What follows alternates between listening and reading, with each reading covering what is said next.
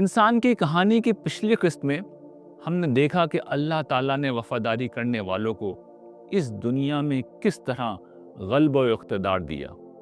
یہ واقعات آخرت کی سچائی کا بھی ایک ثبوت ہیں، جب اللہ تعالیٰ اپنے بندوں کو جنت کی ابدی بادشاہی سے نوازیں گے۔ سوال ہے کہ جو چیزیں حضرت سلیمان کے حوالے سے بیان کی گئی ہیں وہ ناقابل یقین لگتی ہیں۔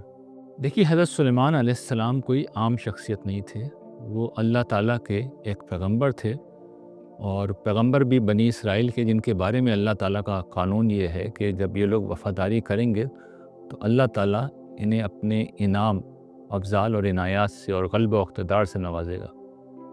تو وہ خدا جو کائنات کا خالق ہے، مالک ہے، جس کے قبضہ قدرت میں سب کچھ ہے، تو جب یہ اس کا فیصلہ تھا تو وہ جو چاہے عطا کر دے، اس میں حیرانی کی کیا بات ہے۔ جو سوال پہلے پیغمبروں کے بارے میں پیدا ہو رہا تھا، اب وہ خدا کے بارے میں ہو رہا ہے۔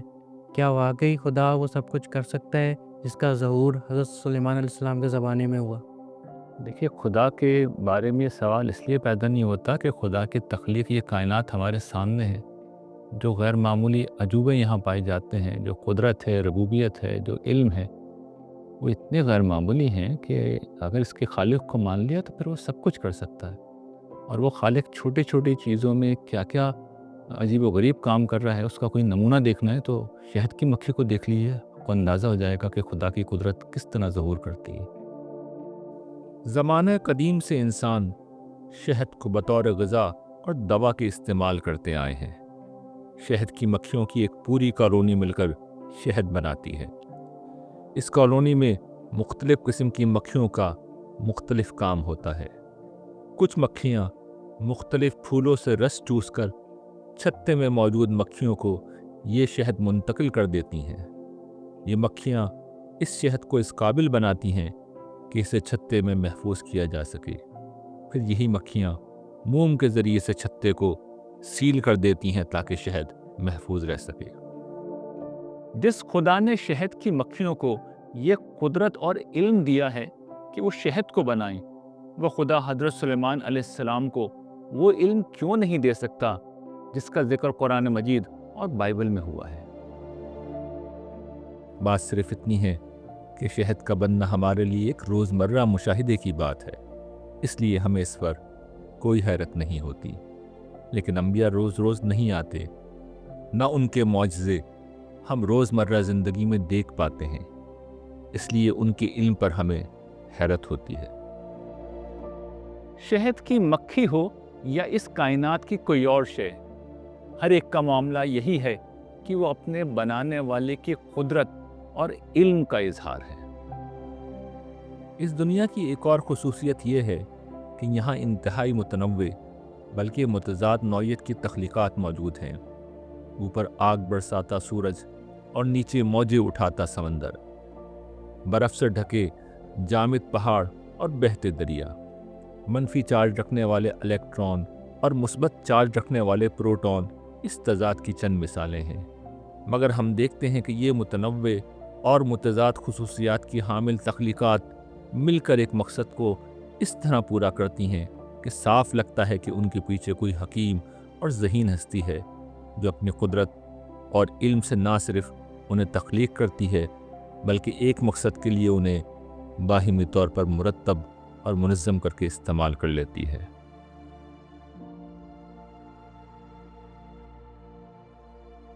معلوم کائنات میں 118 کیمیائی عناصر پائے جاتے ہیں۔ ان میں سے 2 جب باہمی طور پر ملتے ہیں تو وہ پانی وجود میں آتا ہے، جو ہماری اور دیگر انواع کی زندگی کا ضامن ہے۔ ہم جو پانی پیتے ہیں اس کا ایک مالیکیول یا بنیادی یونٹ ہائیڈروجن کے 2 اور آکسیجن کے 1 ایٹم سے مل کے بنتا ہے۔ سوال یہ ہے کہ کون ہائیڈروجن اور آکسیجن جیسے مختلف عناصر کو، جو دراصل گیسیں ہیں، انہیں ملا کر پانی جیسا مفید مائع بنا دیتا ہے جس پر زندگی کا انحصار ہے؟ کون ہے جو اس پانی کو ہم تک پہنچانے کے لیے سمندر، ہوا، بادل، پہاڑ، زمین کو استعمال کر کے بارش برساتا، دریا بہاتا اور چشمے نکالتا ہے؟ ہر طرح کی قدرت اور علم سے خالی عناصر کائنات یہ سب خود بخود کر سکتے ہیں، نہ اللہ کے سوا کوئی اور ہستی یہ سب کچھ کر سکتی ہے۔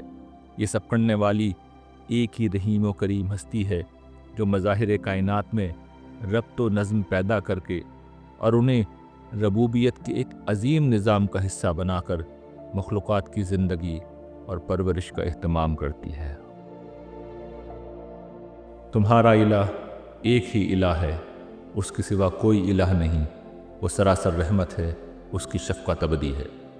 اس میں شبہ نہیں کہ آسمان اور زمین کے بنانے میں اور شب و روز کے بدل کر آنے میں اور لوگوں کے لیے دریا میں نفع کی چیزیں لے کر چلتی ہوئی کشتیوں میں اور اس پانی میں جو اللہ نے آسمان سے اتارا ہے، پھر اس سے زمین کو اس کے مر جانے کے بعد زندہ کیا ہے اور اس میں ہر قسم کے جاندار پھیلائے ہیں، اور ہواؤں کے پھیرنے میں اور آسمان و زمین کے درمیان حکم کے تابع بادلوں میں، اس حقیقت کو سمجھنے کے لیے بہت سی نشانیاں ہیں ان لوگوں کے لیے جو اپنی عقل سے کام لیتے ہیں۔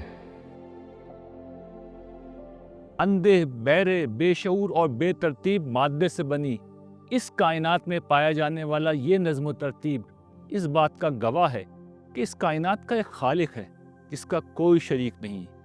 اسی کی قدرت، ربوبیت اور علم و حکمت کے کرشمے ہر جگہ نظر آتے ہیں۔ مذہب کے منکرین یہ کہتے ہیں کہ ارتقاء کے نظریے نے کائنات میں پائی جانے والے نظم و ترتیب کی توجیہ کر دی ہے۔ یہ بات کچھ لوگوں کی ارتقاء کے نظریے سے حسن عقیدت کا اظہار تو ہو سکتا ہے، کوئی علمی بیان نہیں ہے۔ یہ علمی بیان صرف اس وقت بنے گا جب یہ ثابت کر دیا جائے کہ مادہ اپنی کسی بھی شکل میں اپنی کوئی ذاتی قدرت، ارادہ، علم اور شعور رکھتا ہے، اور اس کے نتیجے میں اس کائنات میں نظم و ترتیب پیدا ہو رہا ہے۔ پانی کی تشکیل سے لے کر شہد کی مکھی کے شہد بنانے تک، اور مادے کے مختلف عناصر سے لے کر زندگی کی مختلف قسموں کے ظہور تک، قدرت اور علم کے علاوہ جو نظم و ترتیب یہاں پایا جاتا ہے، علم و قدرت سے خالی مادہ اپنے آپ یہ سب کسی طور بھی وجود میں نہیں لا سکتا۔ وجود باری تعالیٰ پر قدرت کی دلیل میں ہم اس پر تفصیل سے بات کر چکے ہیں۔ یہاں جس اضافی پہلو کو ہم نمایاں کر رہے ہیں وہ یہ ہے کہ اس دنیا میں ہر جگہ نظم اور ترتیب بھی نظر آتی ہے، جو متنوع اور متضاد عناصر کو باہم ملا کر مخلوق کی زندگی اور پرورش کا ایک نظام ربوبیت بھی تشکیل دیتی ہے۔ یہ نظم و ترتیب نہ ہوتا تو مادہ کبھی کائنات کو وجود نہیں بخش سکتا تھا، نہ اس مادے سے حیات کا دریا بہنا شروع ہوتا، اور نہ حیات کے اس دریا سے انسان کی شکل میں شعور کا وہ سمندر جنم لیتا جو اس کائنات میں پھیلی مختلف نشانیوں پر غور کر کے اس کے نظر نہ آنے والے خالق تک پہنچنے کی صلاحیت رکھتا ہے۔ مگر پھر بھی کوئی مصر ہے کہ یہ سارا نظم و ترتیب اور تخلیق اتفاق کی کارروائی ہے، تو آئیے اس کو بھی دیکھ لیتے ہیں۔ اس مقصد کے لیے ہم مشہور زمانہ بندروں اور ٹائپ رائٹر والی مثال لیں گے، جس میں کہا جاتا ہے کہ اگر کچھ بندر لامحدود وقت کے لیے ٹائپنگ شروع کر دیں تو شیکسپیئر کا ڈرامہ ہیملیٹ تخلیق کر سکتے ہیں، بلکہ کچھ بھی تخلیق کر سکتے ہیں۔ کائنات کی عمر صرف 14 ارب سال کے لگ بھگ ہے، اور اتفاقات کی بنیاد پر ٹائپنگ کرنے والے بندر اس وقت میں ایک جملہ بھی تخلیق نہیں کر سکتے۔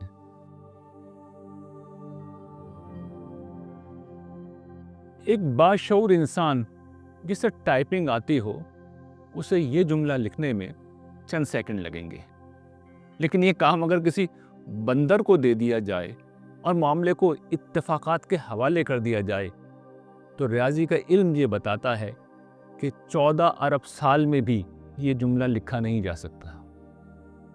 میں نے کی بورڈ کے ذریعے سے 55 حروف پر مشتمل یہ لائن تقریباً 15 سیکنڈ میں لکھ دی تھی۔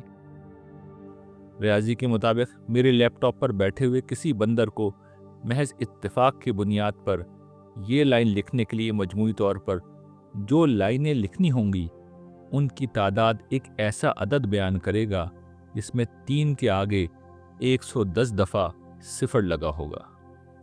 اوسط رفتار سے یہ لائنیں لکھنے کے لیے جتنے برس چاہیے، ان کی تعداد ایک ایسا عدد بیان کرے گا جس میں 1.423 کے آگے 104 دفعہ صفر لگا ہوا ہو، جبکہ کائنات کی عمر صرف 13.8 ارب سال ہے، یعنی 1.38 کے آگے صرف 10 دفعہ صفر لگا ہوا ہے۔ اس طرح پوری کائنات کو بندروں سے بھر کر انہیں ٹائپنگ پر لگا دیا جائے، تب بھی وہ اتفاق کے سہارے ایک جملہ نہیں لکھ سکتے۔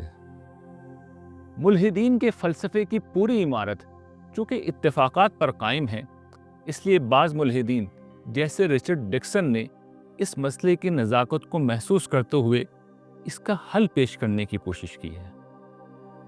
وہ کہتے ہیں کہ ارتقاء کا عمل نیچرل سلیکشن کے تحت ہوتا ہے، جس میں ماحول کا مقابلہ نہ کر سکنے والی نسلیں معدوم ہو جاتی ہیں۔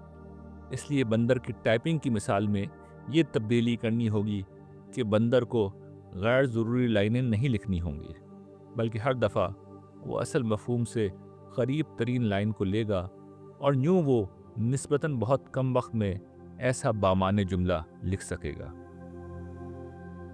اس طرح کی مثالیں دینے والے لوگ چند بنیادی حقائق کو نظر انداز کر دیتے ہیں۔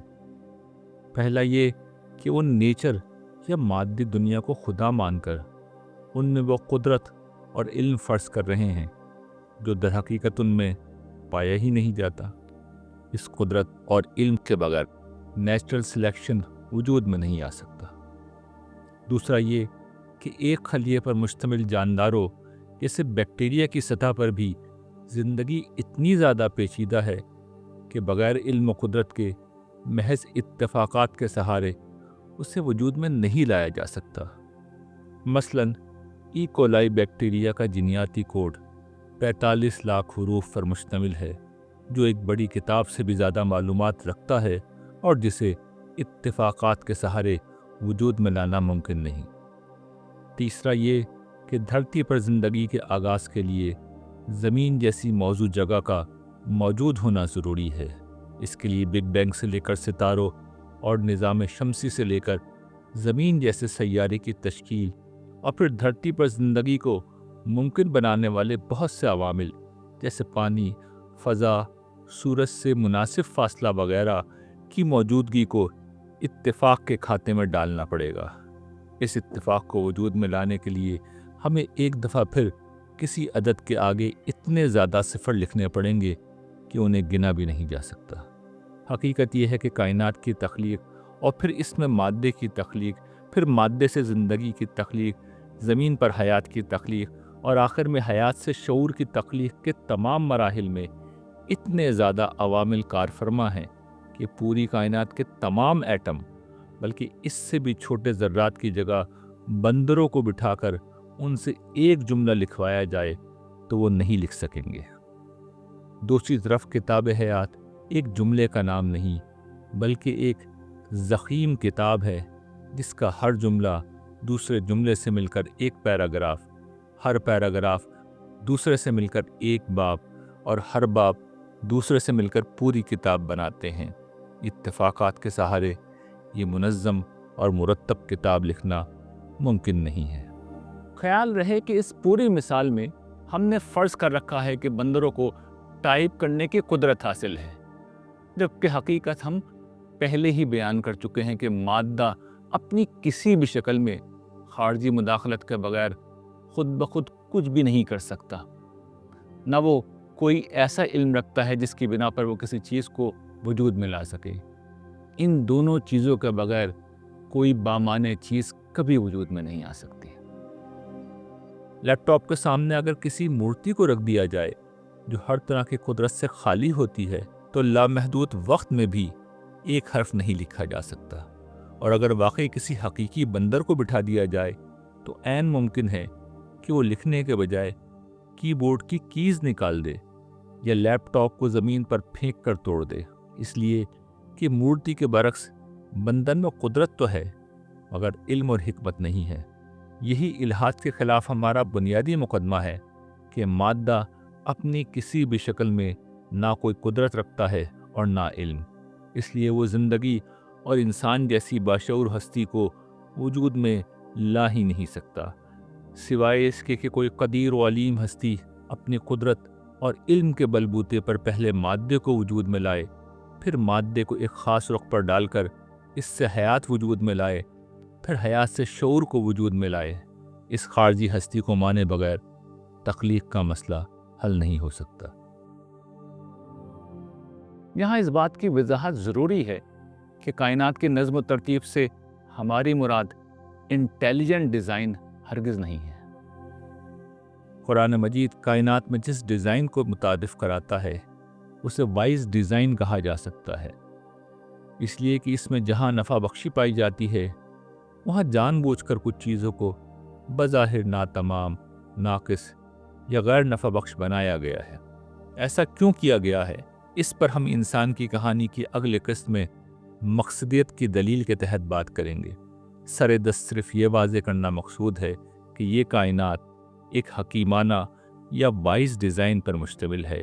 اس وائز ڈیزائن کا اصل مقصد کائنات کو ایک خاص وقت اور ایک خاص مقام یعنی اس دنیا میں مجموعی طور پر نفع بخش بنانا ہے، نہ کہ ہر فرد کے لیے اور ہمیشہ کے لیے کوئی کامل نظام بنانا۔ پھر اس دنیا میں انسان کی شکل میں مادی حیات کی بلند ترین سطح کو جنم دیا گیا ہے، جس میں قدرت، علم اور حکمت سب ایک درجے میں پائے جاتے ہیں۔ اس انسان کا امتحان یہ ہے کہ وہ ایک عارضی مدت میں یہاں رہ کر اس حکیمانہ نظم کے پیچھے کار فرما خالق کو دریافت کرتا ہے یا اس دنیا کو اپنی خواہش کی چراگاہ سمجھ کر زندگی گزار دیتا ہے۔ پہلی قسم کے لوگوں کا بدلہ جنت کی نعمت بھری ابدی زندگی ہے، اور دوسری طرح کے لوگوں کا انجام ابدی محرومی ہے۔ قرآن مجید نظم کی دلیل کو دو مزید پہلوؤں سے سامنے رکھتا ہے، ایک علاماتی اور دوسرے منطقی پہلو سے۔ علامتی پہلو میں انسانی شعور کو علامت سے حقیقت کی طرف متوجہ کیا جاتا ہے۔ یہ طریقہ منطقی ذہن کے لوگوں کے لیے نہیں بلکہ ان لوگوں کے لیے ہوتا ہے جو حقائق کو علامات اور اشارات کے زاویے سے دیکھتے ہیں۔ زمین اور آسمانوں میں جو بھی ہیں سب طوعاً و کرہن خدا ہی کو سجدہ کر رہے ہیں، اور صبح و شام ان کے سائے بھی۔ زمین و آسمان کی ہر شے کا تنہا ایک خدا کو سجدہ کرنا ایک حقیقت ہے۔ قرآن نے اس کی علامت یہ بتائی ہے کہ صبح و شام کے وقت ہر شے کے سائے ایک ہی سمت میں بچھ جاتے ہیں۔ یہ ہر شے کے خدا کے سامنے سجدہ ریز ہونے کی علامت ہے، اور خود اجرام فلکی بشمول سورج جب ڈوبتے ہیں تو اپنے خالق کو علامتی طور پر سجدہ کرتے ہیں۔ کیا دیکھتے نہیں ہو کہ جو آسمانوں میں ہیں اور جو زمین میں ہیں سب اللہ ہی کے آگے سر و سجود ہیں، اور سورج اور چاند اور تارے اور پہاڑ اور درخت اور چوپائے۔ نظم کی دلیل کا دوسرا پہلو منطقی ہے، جس کو کچھ تفصیل سے سمجھنے کی ضرورت ہے۔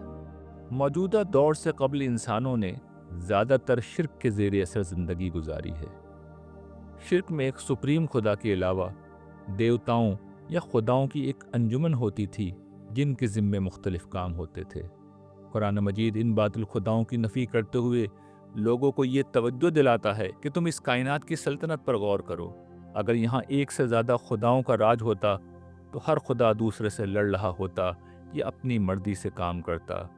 ہر دو صورتوں کا نتیجہ یہ نکلتا کہ زمین و آسمان کا نظام درم برم ہو جاتا اور دونوں تباہ و برباد ہو کر اپنا وجود کھو بیٹھتے۔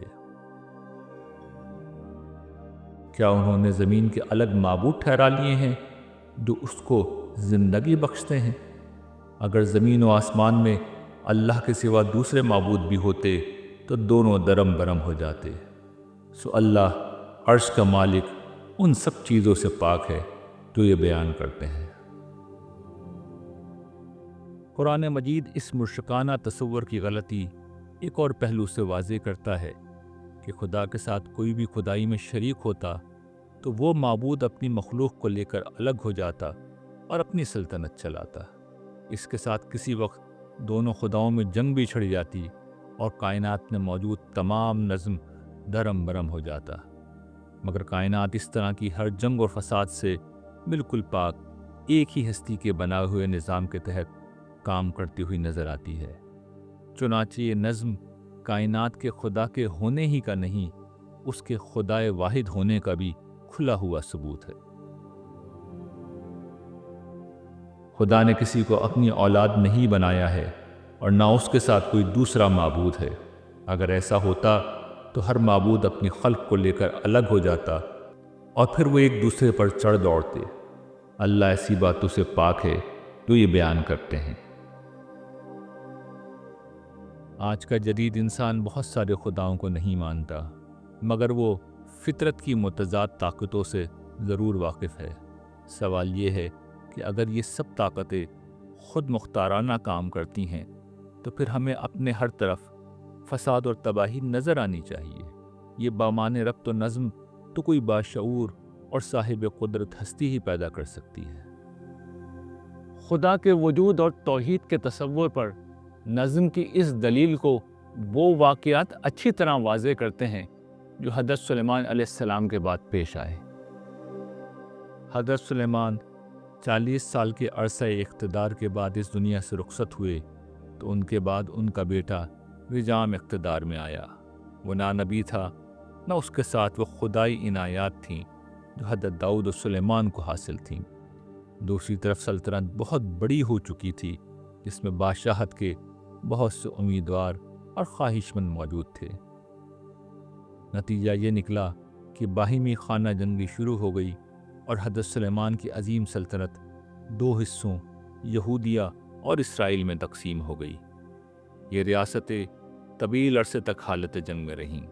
مزید یہ کہ فلسطین کے تقسیم سے شہ پا کر مصر کے بادشاہ نے بھی حملہ کر دیا اور یروشلم کا محاصرہ کر لیا۔ رجام نے ہیکل کا خزانہ خراج کے طور پر دے کر یہودیہ کی ریاست کو مکمل تباہی سے بچایا۔ حضرت داؤد اور حضرت سلیمان خدا کے نمائندے تھے، اس لیے فلسطین ان دونوں کے دور میں مستحکم رہا۔ ہر جگہ امن، سکون، خوبصورتی اور ترقی تھی جیسا اس کائنات میں ہے۔ مگر جب خدا کے یہ نمائندے نہ رہے اور خدائی بادشاہی ختم ہوئی تو پھر ہر طاقتور نے اپنے حامیوں سمیت اپنی طاقت کا بھرپور استعمال کیا۔ عظیم سلطنت تقسیم ہوئی اور یہودیہ کو مصر کے ہاتھوں شکست ہوئی۔ خدا کی سلطنت میں کوئی بغاوت نہیں ہوتی۔ خدا کی سلطنت کو کوئی تقسیم نہیں کر سکتا۔ یہ کائنات جو خدا کی سلطنت ہے، زبان حال سے یہ بتا رہی ہے کہ اس کا ایک خدا ہے اور وہی تنہا اس کا خدا ہے، سب پر غالب رہنے والا، حکیم اور مہربان۔ انسان کی کہانی کا سلسلہ ابھی جاری ہے۔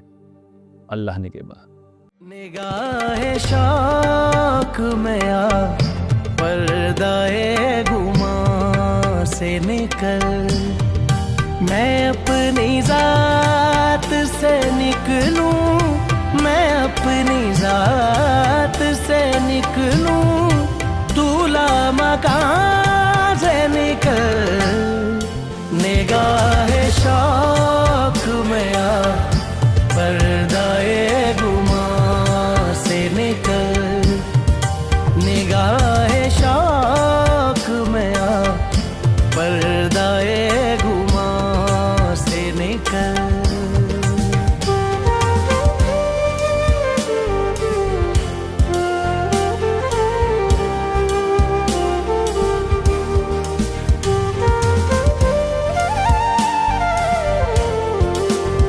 جانتا ہے میری پستیوں کو پھر بھی کبھی، تو جانتا ہے میری پستیوں کو پھر بھی کبھی، میری زمین پہ اتر، اپنے آسمان سے نکل، میری زمین پہ اتر، اپنے آسمان